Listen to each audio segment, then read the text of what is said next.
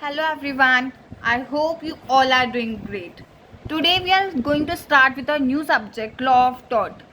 And in this video we are going to read about meaning and nature of thought. So let's get started. Meaning and nature of thought. These 4 lines are the small description of the meaning and nature of thoughts. Thought requires some twist. Thought जो है उसमें थोड़ा twist होना चाहिए. So it requires some twist, यानी कुछ उल्टा होगा, कुछ गलत होगा ना, तो ही वो टॉट है. It is a violation of legal right, और ये लीगल राइट का वायलेशन है. यानी आपकी कोई लीगल राइट का मतलब तो आपको पता ही होगा, जो लॉ से आपको ग्रांटेड होती है उसे अपन बोलते हैं legal rights. So it is a violation of legal rights. टॉट इज़ अ सिविल रॉन्ग. ये एक सिविल रॉन्ग है. It is not a criminal wrong. ये एक सिविल रॉन्ग है. If there is no legal injury you can not recover loss. और यदि कोई लीगल इंजरी नहीं हुई है आपको, तो आप रिकवर लॉस नहीं कर सकते. रिकवर लॉस यानी आप डैमेजेस नहीं मांग सकते, आप कंपेंसेशन नहीं मांग सकते अपनी इंजरी के लिए, यदि वो लीगल नहीं है तो लीगल इंजरी होगी तो ही कंपेंसेशन मिलेगा. The word taught is of French origin and has been derived from Latin word tautum. जो वर्ड टॉट एक फ्रेंच ओरिजिन है, यानी ये फ्रेंच में से आया है. और कहाँ से डिराइव हुआ है? टॉटम से. Which means to twist and implies conduct which is tortiously twisted. और टॉटम का मतलब क्या होता है? ट्विस्टेड. ओके. और कुछ कंडक्ट जो टॉर्टियसली ट्विस्टेड है, मतलब वही ट्विस्टेड है. The word taught is equivalent of English word wrong. और ये वर्ड टॉट को यदि आप इंग्लिश में देखोगे तो इसका मतलब होता है रॉन्ग. और यदि संस्कृत में अपन इसको देखें तो इसका मतलब होता है जिम्हा.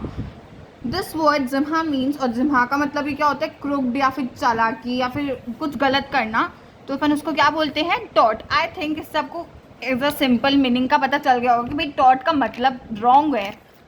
सो नाउ अपन देखते हैं कि टॉट टर्म इंडिया कैसे आया. ये जो वर्ड है ये टॉट इंडिया कैसे पहुंच गया. At the journey of the word taught from the French to India through England in 1065. यदि देखें तो जो वर्ड टॉट है ये फ्रेंच में ओरिजिन हुआ है.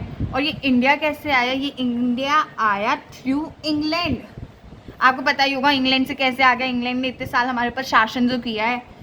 Normandy is a place in origin from where many French words which were used in court and many technical terms of English law are French in origin and taught is one of them. Normandy जो है ना France के अंदर एक जगह है, वहाँ से बहुत सारे ऐसे वर्ड्स आए हैं जो आज लीगल टर्म अपन यूज़ करते हैं. वहाँ से कहाँ से आए हैं वो मोस्टली अपन देखेंगे ना तो फ्रांस में से आए हैं. In the 18th century, the first British court were established in 3 presidencies. आपको पता ही होगा presidency towns Bombay, Madras and Calcutta, ये 3 प्रेसिडेंसी टाउन्स है अपने, है ना. और यहाँ पे सबसे पहले आपने पढ़ा होगा लीगल हिस्ट्री में, यहाँ पे मेयर कोर्ट्स बने थे.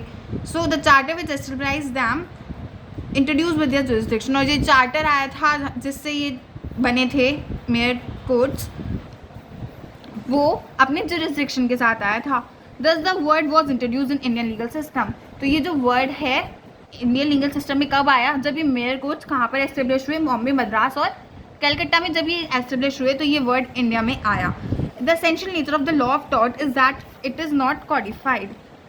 The essential nature of law of taught is that it is not कॉडिफाइड like the other laws. अब जो टॉट है वो कॉडिफाइड नहीं है लाइक अदर लॉज. जैसे अदर लॉज कॉडिफाइड होते हैं, टॉट नहीं है. और ये क्यों नहीं है? बिकॉज यदि आप इंडिया में देखोगे ना, बहुत ही अलग अलग तरीके के केसेस आते हैं टॉट के अंदर. और यदि सेम लॉज यदि आप उन केसेस पे लगा दोगे ना तो बहुत ही घटिया डिसीजन आएगा. सो इन द टॉट बेसिकली आपके सिचुएशन केस के ऊपर डिपेंड करता है कि भाई कैसा लॉ होना चाहिए, क्या होना चाहिए. सो इन द इंडिया इसको अपन ने कॉडिफाइड नहीं किया है. सो टॉट जो है वो कॉडिफाई नहीं है. The law of taught in India is based on English common law which is product of judicial decision. और टॉट जो है ये इंग्लिश कॉमन लॉ पर बेस्ड है, मतलब एज इट इज़ है. पर अब अपन आगे देखेंगे. In the case of Rajkot municipal corporation versus Manjuriben Jayantilal 1997, the court observe in the absence of statutory law in regard to tortious liability in India, the common law principle evolved in England may be applied in India to the extent of applicability to Indian conditions. So आपको मैं जल्दी से बता देती हूँ इस case के अंदर क्या हुआ था. कोर्ट ने ये नोटिस किया कि जो अपन ने एज इट इज़ ले लिया था इंग्लिश लॉ से, पर उन्होंने देखा कि इंडियन सिचुएशन के बेस पे अपन इसको थोड़ा इवॉल्व कर सकते हैं, थोड़ा सा चेंज कर सकते हैं, so that it could be applicable to the Indian conditions also. तो यहाँ पे उसमें थोड़ा सा चेंजेस और थोड़ा इवोल्यूशन हुआ. There is a very little tort litigation in India. आप देखोगे इंडिया के अंदर टॉर्ट के केसेस बहुत ही कम हैं। सो द रीज़न क्या है इसके पीछे? First, lack of consciousness about one's right. लोग को अपने राइट्स के बारे में कॉन्शियसनेस नहीं है इंडिया में, एज यू नो। बहुत लोगों को तो लॉ के बारे में कोई नॉलेज नहीं होती है। सो सबसे पहला रीज़न है lack of consciousness. Second, the spirit of toleration. लोगों की स्पिरिट बहुत ज़्यादा होती है टॉलरेट करने की, इंडिया के अंदर तो कुछ ज़्यादा ही होती है। So spirit of toleration is the second reason. Third is problem of recognition of the actions of courts. लोग जो होते हैं वो बहुत कई बार डर जाते हैं और वो पहचान नहीं पाते कि कुछ से, मोस्टली डर जाते हैं कोर्ट के डिसीजन से। उनको डर लगता है कि पता नहीं कहीं हम ही केस कर रहे हैं, हम ही फंस गए। So they don't like to file a suit, so awarding of very low damages. और कई बार जो डैमेजेस होते हैं बहुत ही लो होते हैं। इतना तो लोग जो सूट फाइल करते हैं उसमें उसका पैसा लग जाता है, उससे भी कम उनको डैमेजेस मिलते हैं। डैमेजेस का मतलब यहाँ पर है compensation. Always remember, when we talk about the damages in tort, it means the compensation, and when we say damage, it is not as नहीं आएगा damage, then it is loss. I hope it's clear. Now we will read about some definitions of the tort. So first we are going to start with Sir Frederick Pollock. According to Sir Frederick Pollock, the law of tort is a civil wrong, a collective name for the rules governing many species of liability, although their subject matter is wide and have certain broad features in common, are imposed by the same kind of legal process and are subject to similar exceptions. तो इसने क्या बोला है, मैं आपको एक easy language में बता देती हूँ कि जो लॉ ऑफ टॉर्ट है वो एक सिविल रॉन्ग है, और आप इसको यदि कलेक्टिव कोई नाम देना चाहो तो जितनी भी लाइबिलिटीज़ होती है उनको आप टॉर्ट बोल सकते हो। क्यों? बिकॉज इसके सब्जेक्ट मैटर्स वाइड हैं और बस कुछ ब्रॉड फीचर्स है, पर आप एक चीज़ कॉमन देखोगे कि same kind of legal process है और सेम काइंड ऑफ एक्सेप्शंस है। यानी लॉ सब पे एक लग रहा है, सब पे कुछ है, बस लाइबिलिटी जो है उसको कलेक्टिव नेम देके आप टॉर्ट बोल सकते हो। According to sir Frederick Pollock, this is the meaning of tort. Second is Clerk and Lindsell. A tort may be described as wrong from independent of contract for which the appropriate remedy is common law. So here Clerk and Lindsell ने क्या बोला है कि tort कैसे define किया जा सकता है? As a wrong from independent of contract, यानी कोई कॉन्ट्रैक्ट का ब्रीच नहीं है या फिर इसमें कोई कॉन्ट्रैक्ट कोई भी इन्वॉल्व नहीं है, ये इंडिपेंडेंट है कॉन्ट्रैक्ट से। For which the remedies common law action, तो इधर यहाँ पे इसने बोला है कि कॉन्ट्रैक्ट बिल्कुल भी नहीं कह सकते आप टॉर्ट को।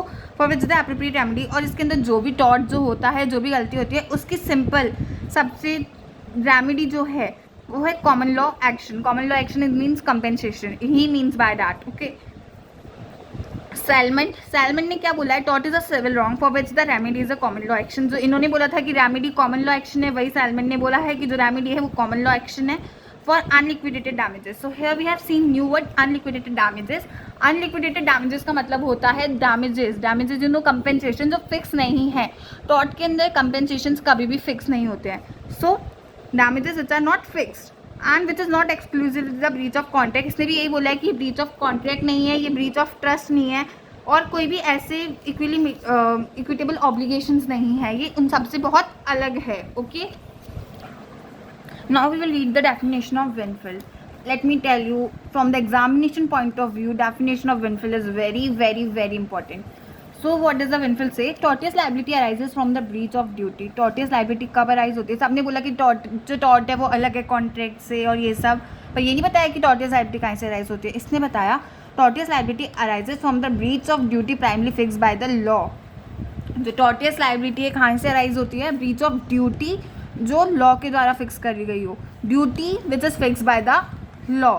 This duty is towards person generally, और ये ड्यूटी जो होती है मोस्टली आप देखोगे टॉर्ट के अंदर पर्सन किसी के ऊपर केस करता है, इट इज़ नॉट पार्टी कभी नहीं केस करती है। So this duty is toward the person generally, person के ऊपर होती है ये duty. And its breach is redressable, उसकी जो ब्रीच है यानी उसका जो वायलेशन है वो जो है वो रिड्रेसेबल है by an action for unliquidated damages. I have already told you unliquidated means not predetermined और नॉट फिक्स्ड।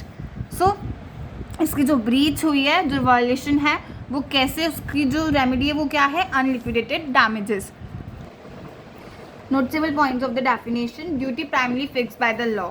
जो इसके अंदर ड्यूटी होती है वो किसके द्वारा फिक्स करी होनी चाहिए? लॉ के द्वारा। यदि लॉ के द्वारा ड्यूटी फिक्स नहीं हुई है और उसका ब्रीच होता है तो वो रिड्रेसेबल नहीं है, उसके लिए आप कंप्लेन नहीं कर सकते, उसके लिए आप किसको सू नहीं कर सकते। वो ड्यूटी जो है हमेशा लॉ के द्वारा फिक्स की होनी चाहिए। So the basic principle of tortious liability is that duty very first must be fix by the law, law के द्वारा फिक्स होनी चाहिए and not by the agreement of parties. I have already told you कि इसके अंदर contract नहीं होता है। सो एग्रीमेंट ऑफ पार्टीज ने डिसाइड नहीं करी होनी चाहिए ड्यूटी, ये लॉ ने डिसाइड करनी चाहिए, लॉ के अंदर वो गलत होना चाहिए।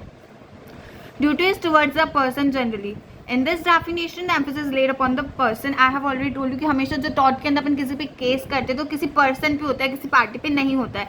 सो duty is always toward the person generally, हमेशा किसी पर्सन पे होती है। Okay, so it arises out of a duty is towards a specific person. Action for the unliquidated damages, where the plaintiff in an action, हमेशा इसके अंदर जो एक्शन होते हैं वो हमेशा अनलिक्विडेटेड होते हैं, यानी फिक्स नहीं होते हैं। Damages are never fix in it. Where the plaintiff I think you all know, plaintiff का मतलब होता है जो केस करता है उसे प्लेंटिफ बोलते हैं, और जिसके ऊपर केस किया गया है उसको अपन डिफेंडेंट बोलते हैं। So where the plaintiff in an action use for a predetermined sum of money, he is said to have claim liquidated damages. यदि प्लेंटिफ पैसे मांगता है, अपने डैमेजेस मांगता है, तो वो तो सोचता है कि मैंने लिक्विडेटेड डैमेजेस मांगे, मैंने इतने मांगे, कोर्ट मुझे इतने ही देगा। But it has an amount as a court in discretion he is claiming unliquidated damages, and this is so even where he has mentioned a particular sum of money in his pleadings। जो plaintiff होता है उसने सोचा है कि मैंने liquidated सम मांगा है, मैंने कोर्ट से इतने पैसे मांगे तो वो लिक्विडेटेड है, बट वो कोर्ट के अकॉर्डिंग क्या है, अनलिक्विडेटेड डैमेजेस हैं। So and this is so even, और ये सारे डैमेजेस वो कायम में पैसे मांगता है, प्लीडिंग्स में, अपनी प्लीडिंग्स में वो ये सम मांगता है, ये डैमेजेस मांगता है। But in tort damages remain uncertain, damages हमेशा अनसर्टेन होते हैं, फिक्स नहीं होते हैं, और unliquidated until the case is final, जब तक केस कोर्ट के द्वारा फाइनल नहीं हो जाता है, कोर्ट नहीं बोल देता कि आपको इतने रुपए मिलेंगे, तब तक वो अनलिक्विडेटेड डैमेजेस होते हैं। फॉर एग्जाम्पल, मैंने यहाँ पे एक एग्जाम्पल दिया है, in the case of Rajasthan versus Vidyawati, the damages claim by the plaintiff were 25,000 but the court awarded only 15,000। जो विद्यावती थी उसने कितने पैसे मांगे थे, 25,000, बट उसे कितने मिले, 15,000। सो हेयर वी सी जो 25,000 है वो अकॉर्डिंग टू प्लेंटिफ क्या हो गए, लिक्विडेटेड डैमेजेस, बट ये है क्या रियल में, अनलिक्विडेटेड डैमेजेस, और 15,000 लिक्विडेटेड डैमेजेस है। Don't get confuse, it is very simple. Liquidated damages वो होते हैं जो फिक्स्ड होते हैं, जो कोर्ट ने बोल दिए वो लिक्विडेटेड हो गए, और जो नहीं बोले वो अनलिक्विडेटेड है। मैं कितने भी मांग लूँ वो सारे अनलिक्विडेटेड है। I hope the concept is very clear to you all, and this was our today's topic.